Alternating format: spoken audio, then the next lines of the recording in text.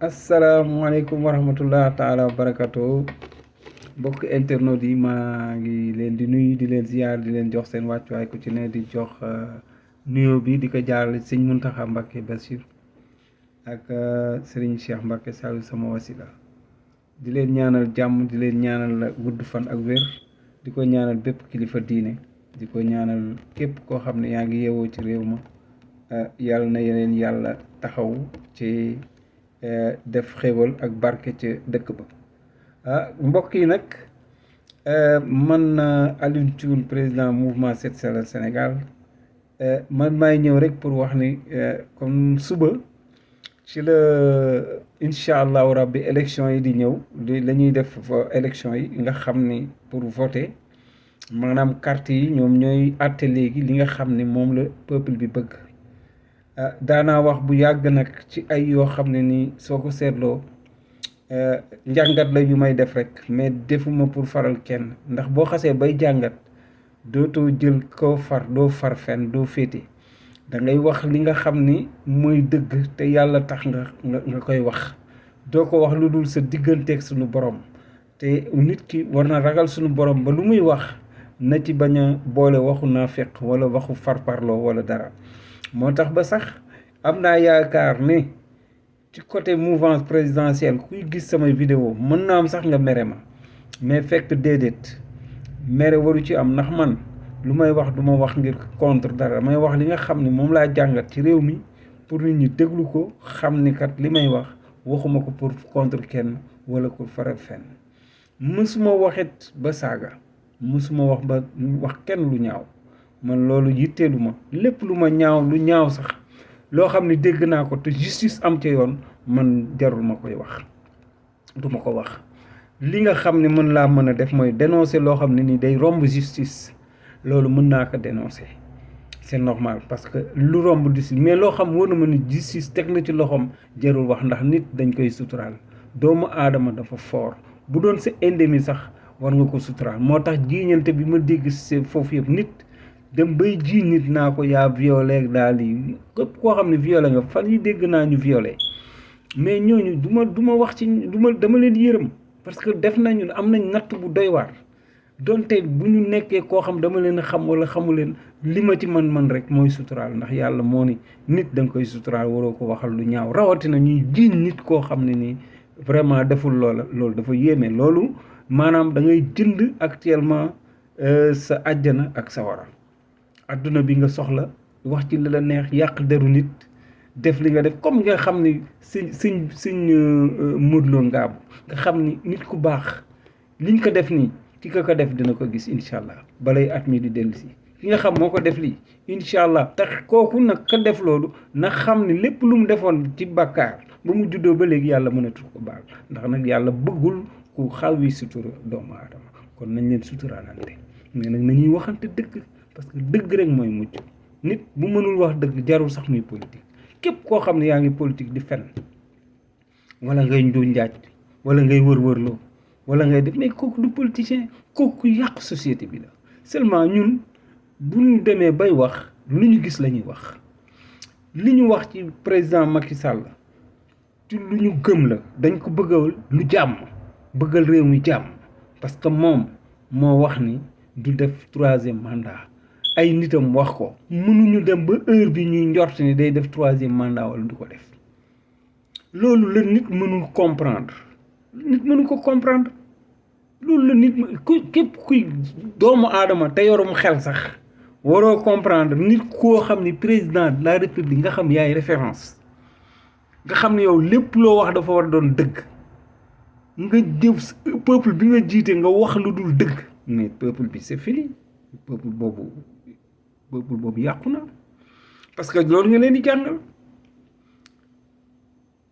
waxeet ba mu xasee ba dugg nag lañu mel ni sénégalais yi jomm nañ ko non dañ ko foor a dindi il est temps mu dañ waxaat non loolu dafa war a dañ Sénégal parce que du yoon man nag suba la élection yi maa ngi fii ci bitim réew maa ngi ñaanal yàlla que le meilleur gagne mais nag je dis la vérité c'est quoi c'est que assemblée bii fi ne bii passé suñ ko fi mënee dindi moo gën man de loolu laa proposé peuple bi dañ war a dindi assemblée bii fi jógee muy assemblée bi nga xam ne moom la équipe bu ñuy wax Benno Bokk Yaakaar placé pour ñu football seen football gis nañ ko seen match gis nañ ko match bu garaaw la ñu joué match bu ànd ak mafia match bu ànd ak ay lu bon rek ak saaga match boo xam ne saaga nañ arbitre yi match boo xam ne napp nañ arbitre yi match boo xam ne ni entraîneur bi lu ko neex la leen di wax ñu def boobu match la gars yi joué match ba nag peuple bi da cee souffrir te peuple bi ñooy voté ñoo leen faloon kon logiquement laay wax rek quel que soit alpha assemblée boobu dañ ko war a wekki ba mu set teg nale nañ waxante dëgg oui malgré tout dafa neexul a wax man du actuellement damay waaj duggaguma sax carrément ci politique non parce que man politique bala ma ciy dugg ma gis lu ma xam politique bala ma ciy dugg dëgg ma gis lu ma xam ànd ak ay nit ñu sell ànd ak ay nit ñoo xam ne nii duñu saagante duñu yàqalante man foofu laay mën a dugg mais politique boo xam ne ma fi gis ni liggéeyante beeg lépp ci biir ay sëriñtu soxor non boobu politique mën ma ci dugg c'est pas mais nag mën naa ci dugg ci kaw changement am lii xew suba nag nit ñi war a voter man vote utile laa xam waxuma vote adhésion mooy kii sama mbokk la ma voteel ko kii daf maa neex ma voteel ko kële daf maa neex ma woteel ko kii ñoo bokk ko ñu woteel ma kii jox na ma xaalis te xaalis bi dégg naa ko yëg naa ni gaa yaa ngi joxe xaalis mais loolu dafa ñaaw imaginez par exemple pension yi ñu yokk ak solde yi nga xam ne waroon nañ ko def bu yàgg grève yi doon am xoolal li ñu perte ci année scolaire buñ leen defaloon lii bu yàgg waaye nañ waxante dëgg est-ce que dinañ perte lii lépp ci année scolaire ba niveau bi actuellement maa ngi dégg gars yi ñu ne admis nañ xaw ma lan de 65% ay bac ak yooyu te amu ci kenn ku mën a bind lettre ñi jàll bac koo ci wax bindal ma lettre mu defal la ay fautes yu baree bari njàng mi baaxul ci boppam njàng école mi dara baaxul ci et enseignants yooyu nag nga xam ne ñu ngi leen di fonctionnaires yi ñu fay nii mënoon nañ ko def bu yàgg mais buñ ko defee veille des élections dañu naan ñii dañoo bëgg ñu voter leen te nag attention nit ñi dañoo yeewu de nit ñi dañ leen di jox xaalis ba pare ñu lekk ko dem voter ji ki leen neex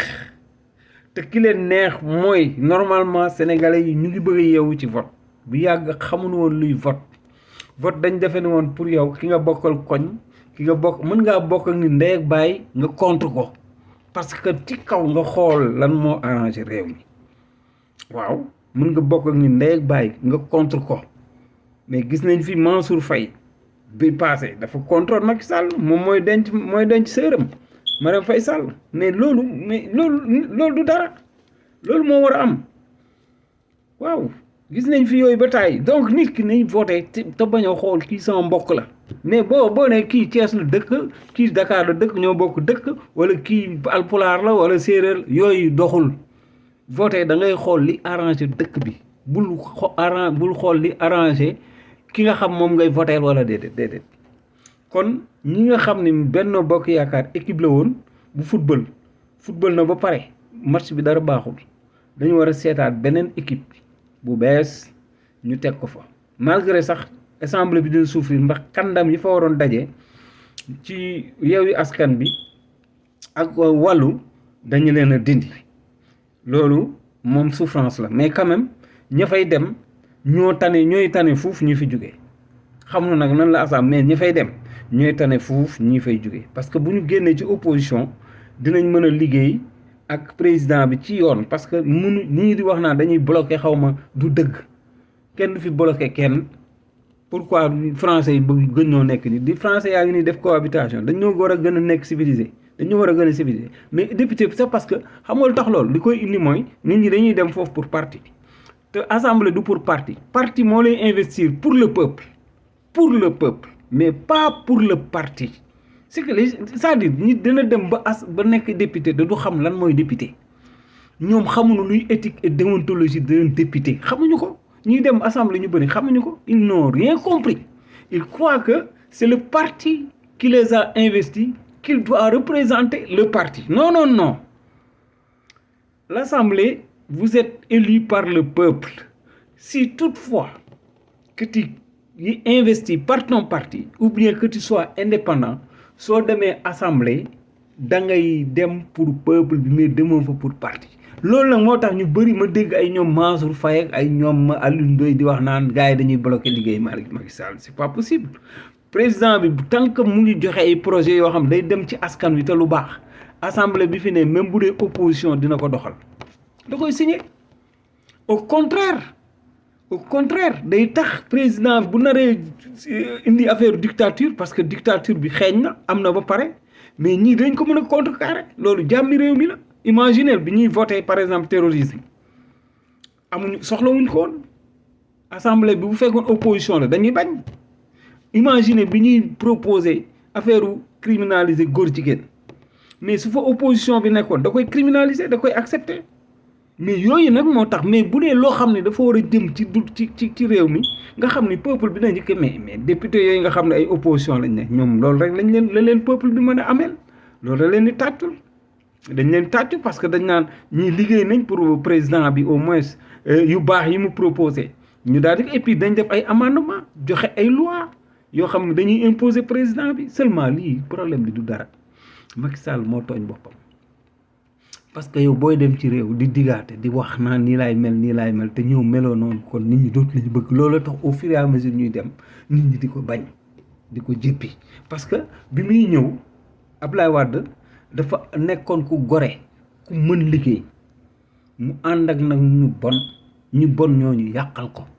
la preuve fa Abdoulaye Wade njëkkee def erreur mooy dafa ànd ak Idrissa Seck tax ba mu ñëw ay yeneen jàmbur ñëw teqali ko moom te Idrissa Seck yoroon na par exemple poigne boo xam ne nii dina tax ba Abdoulaye Wade kenn du ko approché ba koy nax mais ñii ko jege doon ko nax di ko nax parce que mag la woon ba muy def erreur mais su fekkoon Abdoulaye Wade dafa doxaloon ak xelam rek ak li mu bëggoon ci Afrique ak li mu bëggoon ci Sénégal mu bañ a am ay ñoo xam ne ay baadoola yoo xam tey jii ñoom ñëpp dem nañ ci Macky Sall Abdoulaye Wade day réussir à 100%. mais il a réussi peu malgré c'est le meilleur président actuellement de l'histoire du Sénégal c'est le premier moom moo jël paie kooku nañ ko waxante dëgg bonte nag lu bëri yàq na ko fi wax dëgg yàlla parce que du moom moo ko yàq sax mais dañ ko dugal ci yàq mais Ablaye ku ne xam ne démocrate ne ku ne xam ne ku baax la mais ñi mu àndaloon ñoom ñoo tax ba Ablaye Wade yàqule mais Ablaye Wade kese boo ko seetee ci éthique ak déontologie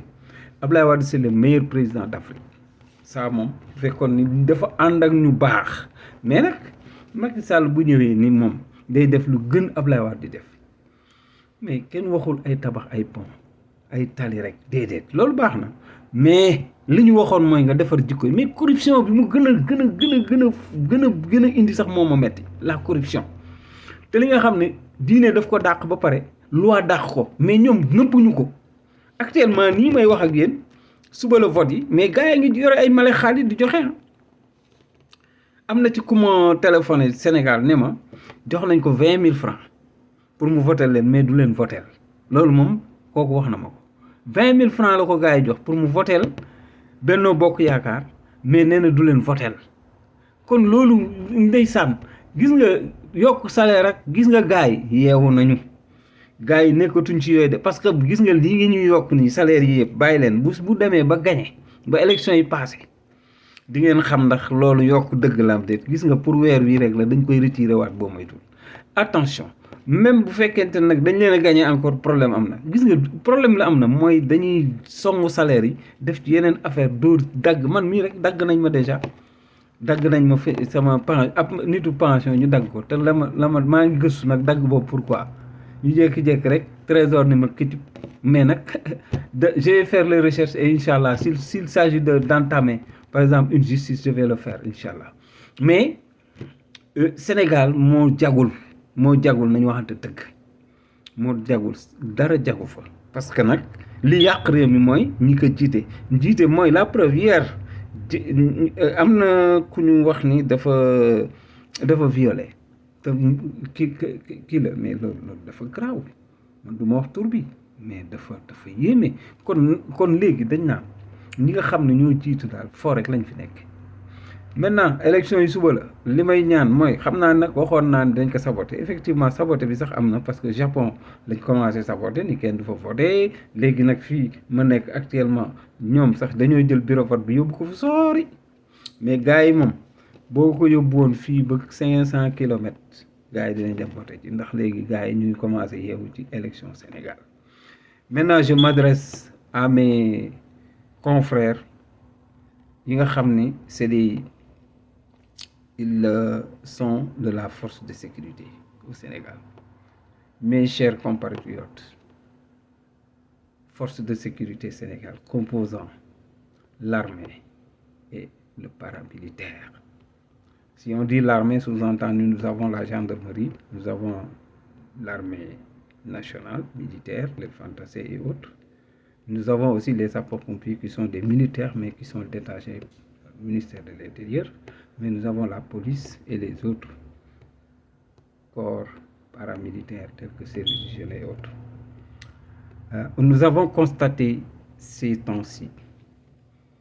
que la dignité de l'armée est en train d'être dégradée, de forces de sécurité, je veux dire, parce qu'actuellement, nous pouvons dire, nous avons constaté que l'armée n'est pas encore maudite, je veux dire, par le peuple, parce qu'ils ne sont pas encore entrés dans la danse. Nous ne sommes pas encore à ce stade où l'armée, les militaires entrent dans la danse, c'est-à-dire dans le maintien de l'ordre. Pour le moment, c'est la gendarmerie et la police. Mais j'ai constaté que depuis un certain temps, l'image de marque que vous avez, vous, mes frères, je dis, je ne savais pas effectivement que un jour, les forces de sécurité vont exercer sous la domination d'un État. Non. Les forces de sécurité sont là pour le peuple. Le peuple et l'État. Bien sûr, ils sont là tout simplement une seule mission. Protection des biens, protection des personnels. Vraiment, ça, c'est notre mission. Nous tous, que ce soit à la police, que ce soit à la gendarmerie, que ce soit aux sapeurs-pompiers, la protection des personnes et de leurs biens. C'est ça. Maintenant, je vous conseille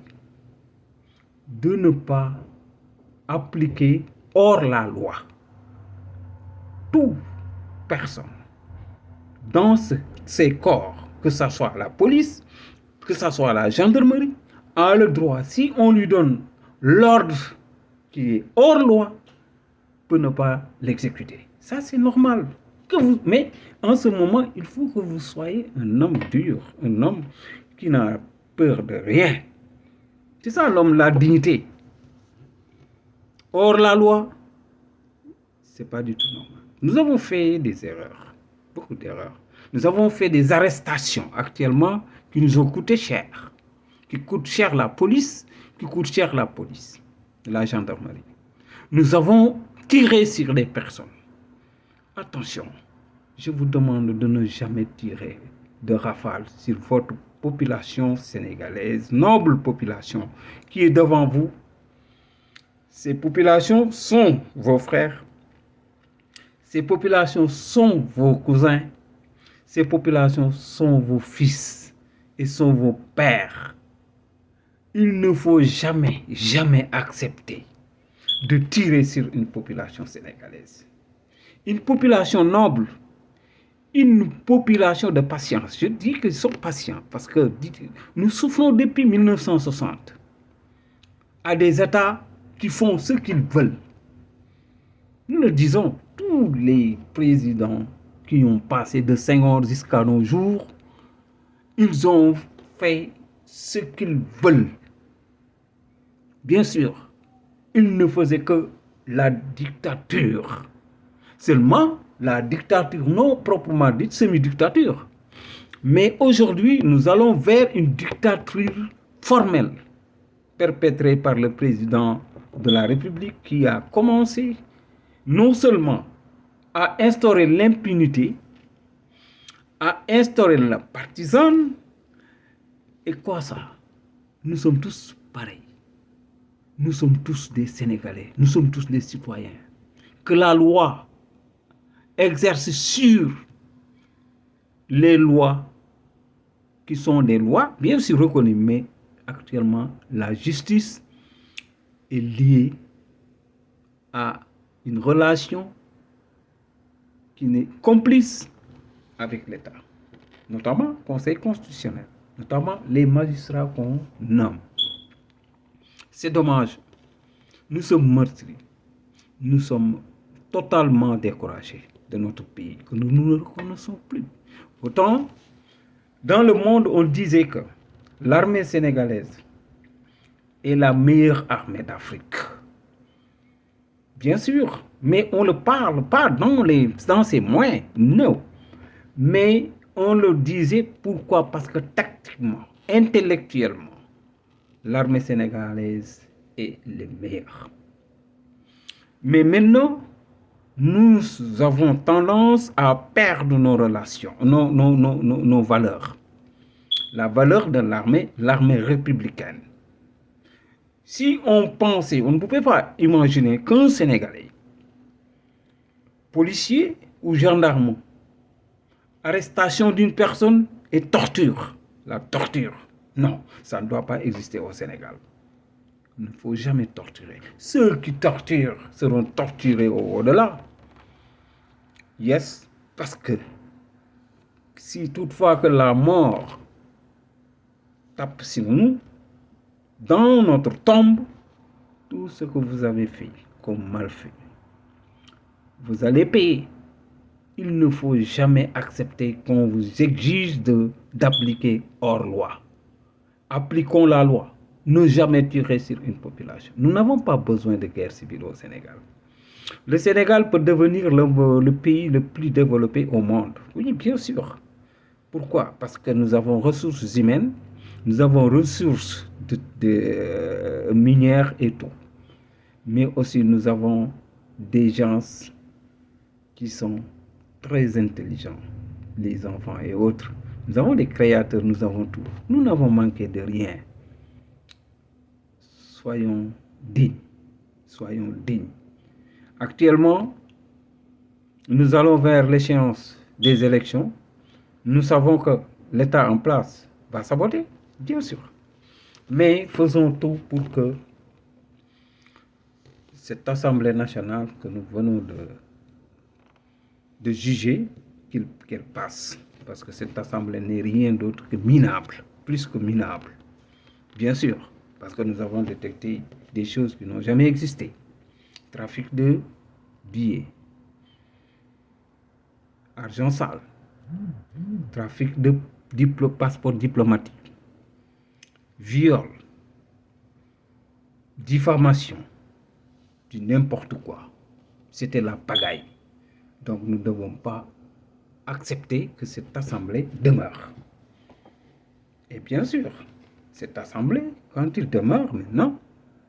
si Macky Sall veut faire sa candidature, il va le faire passer peut-être par l'Assemblée. Il va le faire passer par le Conseil constitutionnel. Et je vous dis, hein, c'est un gars qui ne recule jamais. Il ne recule jamais, même si on le gagne. Attendez-vous à qu'il ose de contacter le Conseil constitutionnel pour donner les résultats, pour lui dire que vous êtes candidat. Attention, Macky Sall ne recule jamais. Seule la force peut le faire reculer. Comme le 23 mars. Si les gens étaient dans un autre pays, je veux dire, hein, Macky Sall allait quitter le pays. Oui, le 23 mars. Mais le Sénégal est un pays de paix, est un pays de conscience. C'est pourquoi nous avons dit que si on est élu démocratiquement, vous devez faire votre mandat est terminé. Vous avez 2 mandats, vous allez terminer votre mandat et c'est fini. Jàmm ni ñooy. Mais ku bëggul jàmm mooy waxi ay Macky Sall dafa war a def 3e mandat wala ngay naafeq wala ngay ku bon wala ngay kii. Mais je rappelle, tous les gens qui ont reçu de l'argent pour voter, sachez que c'est de l'argent sale. Vous avez mangé mon argent. Vous avez mangé l'argent d'autrui et d'autrui dans l'illicité. Non, c'est pas normal. Ne mangez pas l'argent que vous n'avez pas quand même acquis normalement. Vous n'avez pas travaillé, on vous donne de l'argent pour vous corrompre. La corruption n'est pas du tout bonne. Ceux qui mangeront l'argent qu'on distribue actuellement pour voter pour un parti, je vous dis que vous êtes tous pareils, vous n'êtes pas des patriotes. Et je vous dirais même, si vous le faites parce que c'est grâce à cet argent que vous avez voté pour quelqu'un, vous êtes traître. Ça, je vous le dis. Moi, je suis comme ça. J'aime pas que les gens se profitent d'une occasion pour vendre leur dignité. C'est dommage. Mes compatriotes militaires, je reviens, mes compatriotes, forces de sécurité, maintenez votre honneur de ne jamais agir sous la dictature. Non, on ne peut pas être indiqué et orienté par un politicien. Ne l'acceptez jamais. Mais si quelqu'un qui est à la tête de l'État, de votre formation, est en complicité avec l'État, ne l'accepte pas. Le personnel ne doit pas accepter. Qu'on ne vous donne jamais des ordres hors loi. Seul le règlement existe. Seul le règlement compte. Nous avons tous quand même appris le règlement qu'il faut. Les lois, acceptons-le jusqu'au plus petit homme de votre formation. Je vous en prie. Maintenant, j'avais proposé, ce sera long aujourd'hui, j'avais proposé quand même que dafa amoon ay jamono 2012 bi Macky Sall gagné ma nekkoon dans le corps des sapeurs-pompiers. Alors j'avais dit que Macky Sall, je l'apprécie très bien. C'est un président qui pourra régler le problème des Sénégalais. Parce qu'il avait une conception bi nga xamanteni conception bu am solo la manam bu fekkone appliquer na conception bobu tay ji mën nañ wax ni lu bari changé na. Alors ce qui s'est passé c'est que conception bobu dafa ñew jël ko tek na le def erreur warona jël assise nationale yi parce que assise nationale lu tax mu baaxoon fi parce que dafay wàññi pouvoir du président te président Afrique yi ñoom ñëpp dañoo am pouvoir maanaam buur ay buur lañu parce que constitution bi da leen jox doole ba nga xamante ni maanaam te président nit ñi waruñu la ragal daal da nga war a nekk ci biir nit ñi sax des fois di lekkandoo ak ñoom añ dem si benn kii benn borom kër sax war na la mën a invité nga dem këram añe fa loolu mooy président bi nga xam ne moom lañ bëgg président bi nga xam du daw nit ñi soxlawul sax escorte bu garaaw su ko defee assise nationale yi ci la defee erreur parce que su ko jëloon incha allah mën na noonu wax ne heure bi dina fekk lu bëri du ko ñemee def mais ñàkk jël assise nationale bi moom moo waral actuellement lu ko neex mu def parce que pouvoir bi ñu am la constitution boobu baaxul parce que tubaab yi ñoo leen ko inculquer c'est pour ngeen noot seen population pour que ñoom ñu mën a doxal li ñuy doxal. J'avais dit que 2013 dama toog à Kaolack j'étais affecté là-bas ma bind benn lettre ma bind ko monsieur le président de la République. Lettre bi ça fait sous forme de document mu nekk 13 pages 2013 13 pages. Sur les 13 pages j'avais écrit à monsieur le président de la République du Sénégal bi ma ko bindee vraiment ci diir gu gàtt ci la bind 13 pages di ko ci wax nag ni que falu nga waaye am na loo xam ne bëggoon naa ko participer ci sa ki tudde woon ko yoonu yokkute man sax damay ragal ni yoonu yokkute ndax man maa ko njëkk a génne wala ñoom xaw ma de mais man rappelé wu ma ni dama ko jël ci nit mais mën naa mit dafa ñëw sax wala ma dégg ñuy wax yoonu yokkute ma bi may bind yoonu yokkute en 2013 fooguma ni woon ñoom seen document yoonu yokkute pare na mais document boobu maa ngi xool xam ni dafa mel ni dañ ko jël détourné ko parce que lettre boo xam dañ ko def recommandé mu war a egg ba ci président bi jotuma tontu président bi jotuma dara ça veut dire que lettre ba eggul ndax président général bu jotee lettre un républicain laay wax dafay wax chef de cabinet mu bind une lettre de réponse pour le gars qui jotuma lettre de réponse mais gannaaw gi dafa am lu ma ci seetlu ci seeni projet depuis 2012 fii bu ma liiree di ngeen xam ne am ay projets yu bëri yoo xam ne ñoom ñu ngi ko doon jéem yii dañ ci échec yii xaw nañ ci réussir mais yu ci bëri dañ ko échec ñu jël ko nag insérer ko waa ji ko jël chef de ci cabinet bi la nekkoon man lépp xam na ba mu ñëwee boobu temps Moubarak Lô mu nga fa Abdou Aziz Mbaye mu nga fa ak ñeneen ak ñeneen mais daal xam naa ni ragal naa am na ku jël sama lettre au lieu mu ko jox ko président bi mu lire mais daf ko jël daal di koy xam la baara yëgoo maanaam jël ko mu def ko moom maanaam détournement d'objectif mais waxuma ci dara dama ni man defuma ko pour am ci dara defuma ci pour dara mais kon nañ ko utiliser sax c'est pas mon problème peut-être que moom loolu la bëgg mu ngi dund moo xam mu ngi fii mu ngi may dégg moo xam mais daal xam naa ni lettre bi daal tontu amul ma defoon ci lettre bi lu ma ci defoon ma ni leen le Sénégal d'hier d'aujourd'hui et de demain loolu laa ko léegi comme que live bi dafa gudd damay commencer tey rek introduction su ma defee introduction rek taxaw mais beneen yoon ma ñëw ci Senghor moom laay njëkkee après ñëw ci Ablaye Wade ci kii Abdou Diouf ñëw ci Ablaye Wade soog di jeexal ak Macky Sall mais ci livre bi Macky Sall nekku ci ay conseils am rek moo ci ne naa leen wax après ci fin bi conseils yi nga xam moom laa bindoon donc lettre de contribution au programme du candidat n'est-ce pas le président de la République au moment où le Sénégal vient de traverser les périodes dures dans le cadre de sa gestion gouvernementale depuis 1960, l'année d'accession à sa souveraineté nationale. Je me porte volontaire pour apporter des idées menant à une rupture définitive du système gouvernemental qui demeure infiniment monopolisé par un lobby qui s'accroche depuis lors. Il est temps de changer le Sénégal, à vrai dire, en vulgarisant une action dynamique, pleine d'honnêteté, transparence et impartialité que veut mener un homme constant et reconnu dans son charisme parfait qui s'avère être l'espoir des Sénégalais. Je veux nommer le président Macky Sall. Je l'avais dit parce que dafa am lu ñu yaakaar da ngeen wax ji qui devra marquer sa réussite si l'État et sa population s'engagent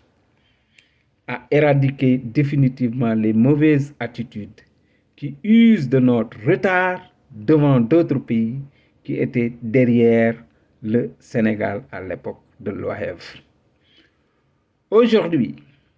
le Sénégal reste toujours un pays de paix, de la teranga, qui sont des piliers indispensables au regard du développement d'une nation. Pour cela, le pays que vous voulez diriger, vous, Macky Sall, je dis, est très difficile à rétablir, mais vous détenez quelques atouts en étant un homme qui a eu la chance d'avoir vécu les deux premières républiques, les républiques, celle de Abdou Diouf, non, celle de Abdoulaye Wade, où il a été nommé dans plusieurs postes, dont vous fûtes son homme de confiance. Il était l'homme de confiance de Abdoulaye Wade, bien sûr. Et finalement, qu'est-ce qui va se passer? Donc, ce qui va se passer, c'est que, je veux dire, sous forme de trahison, je ne sais pas, je veux le dire, parce qu'il fallait quand même au moins essayer de relever le défi. Parce qu'il y avait le président Abdoulaye Wade qui avait confiance à lui, qui lui a laissé l'État, il devait rectifier. Maintenant, prochaine fois, je vais entrer, parce que live bi dafa gudd, donc damay taxaw ci introduction bi li ma ci mën a wax ci olof mooy dama wax ni Sénégalu démb tey ak suba dama leen wax ni Sénégal ba ñu nga xamee ni moom la ñu wax ni ñoom moom suñu bopp 1960 ba léegi li ma wax ci kii bi introduction bi laa leen yéen ñi déggul tubaab boobu ba léegi seetlu nañu ni suñu état yi dañ leen a maanaam di wommat laa ko mën a tudde maanaam état yi gumba la ñu leen di wommat ñan ñoo leen di wommat mooy ay lobby yooyu nag ñoom ñoo jël état yi noot leen ba nga xamante ni lu ñu bëgg moom la ñuy doxal ci suñu réew mais beneen bi mooy li ñu war mooy xalaat ni dëkk bi seeni jikko baaxul jikko yi nga xam ne moom la Sénégalais yi yor war nañ ko changer jikkoy africain ci changement boobu nag ci lañ mën a doxale suñu réew beneen bi mooy ñu bañ a nangu kenn ki nga xam ne moo ñuy wax jaaral fii ñu jaar foofu li ko indi nag xam ngeen ko mooy parce que dañoo nekkoon ñu gëmul suñu bopp ñoo xam ne nii tàllal loxo lañ mënoon il faut ab pays dimbali ñu pour ñu dem loolu mooy yàq affaire bi beneen bi ma ni population bi fi ne naqari nañoo jiite nag ndax jikko yi ñoo yàqu kon ku jikko yi yàqu amoo civisme nga xam ni da ngay am ñoo xam ne dañuy dox sax di sànni ay mbalit lu lekk banaana sànni lu naan mbuusu ndox sànni donc population boobu day naqaree jiite ak population boo xam bëgg lu yomb ñenn ji di nelaw ñenn ji di ñi nga xam ne bëgguñu liggéey di ñaanaatu boobu population day naqaree jiite donc yooyu yëpp laa ci wax ma ne nag kon ki nga xam ne moom la ñu nommé 2013 laa bind lii de du léegi kii nga xam moom la ñu nommé muy président Macky Sall ñu taseeg moom mu judd après l'indépendance am nañ yaakaar ci moom que ni dina taxawal république boo xam ne nii lii nga xam ne moom lañ bëgg te nga xam ne mooy moom suñu bopp te nga xam ne mooy defaraat suñuy jikko te nga xam ne jéem a valoriser suñuy ressources kii moo koy def loolu moo doon espoir loolu mooy introduction bi pour tey kon prochaine live dañuy dugg ci première président bi wax leen président boobu lan la fi def lan la jural Sénégalais yi moom Senghor